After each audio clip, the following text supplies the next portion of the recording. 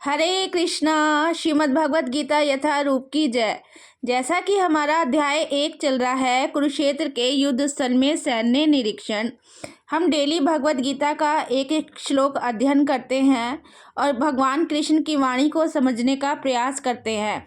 भगवत गीता साक्षात भगवान कृष्ण द्वारा बोली गई है और एक एक श्लोकों के माध्यम से हम उनकी वाणी को समझने का प्रयास करते हैं। तो श्लोक संख्या 36 पर मैं आ चुकी हूँ। इससे पहले वाले वीडियो में आप देखेंगे मैंने एक एक श्लोकों का पूरा हिंदी अनुवाद और तात्पर्य आपको पढ़ के सुनाया है और आपको समझाने का भी प्रयास किया है। तो शुरू करते हैं। हमारा आज का श्लोक संख्या 36 है। अध्याय हमारा 1 चल रहा है।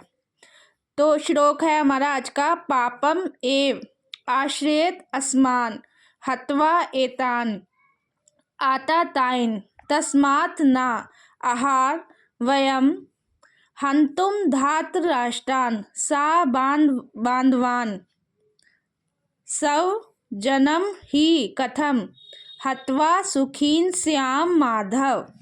तो इस श्लोक में अर्जुन कह रहा है, इससे पहले वाले श्लोकों में अर्जुन ने युद्ध करने से मना कर दिया था। वो कह रहा था कि मैं युद्ध नहीं करूँगा, चाहे मुझे जंगलों में जीवन व्यतीत करना पड़े।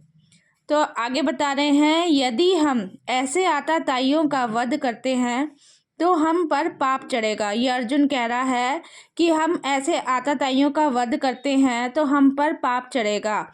अतः यह उचित नहीं होगा कि हम धृतराष्ट्र के पुत्रों तथा उनके मित्रों का वध कर सके। हे लक्ष्मीपति कृष्ण, इससे हमें क्या लाभ होगा और अपने ही कुटुंबियों को मार कर हम किस प्रकार सुखी हो सकते हैं। तो इस श्लोक में अर्जुन कह रहा है कि हमको उनका वध करने से पाप चढ़ेगा। तो भगवान बता रहे हैं कि 6 प्रकार के आताताई होते हैं जिनका वध करने से तुम्हें कोई पाप नहीं लगेगा। तो सुनते हैं वो कौन से 6 प्रकार के आताताई होते हैं। तात्पर्य में बता रहे हैं, वैदिक आदेशानुसार आताताई 6 प्रकार के होते हैं। पहला होता है विष देने वाला, मतलब जहर देने वाला। दूसरा होता है घर में अग्नि लगाने वाला। तीसरा होता है घातक हथियार से आक्रमण करने वाला। चौथा होता है धन लूटने वाला। पांचवा है दूसरे की भूमि हड़पने वाला। और छठा होता है पराई स्त्री का अपहरण करने वाला। तो ये 6 प्रकार के आताताई बताए हैं और ये भी बताया है ऐसे आताताइयों का तुरंत वध कर देना चाहिए, क्योंकि इनके वध से कोई पाप नहीं लगता। भगवान भगवत गीता में कह रहे हैं ये 6 प्रकार के आताताई होते हैं जिनका तुरंत वध कर देना चाहिए और इनका वध करने से कोई पाप नहीं लगता। आताताइयों का इस तरह वध करना किसी सामान्य व्यक्ति को शोभा दे सकता है, किंतु अर्जुन कोई सामान्य व्यक्ति नहीं है।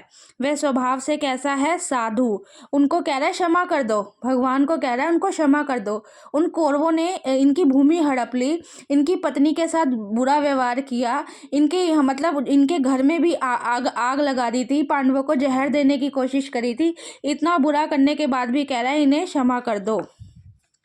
तो भगवान यही बार बार उसे कह रहे हैं कि बार बार क्षमा करने से काम नहीं चलेगा। तुम क्षत्रिय हो, युद्ध करो।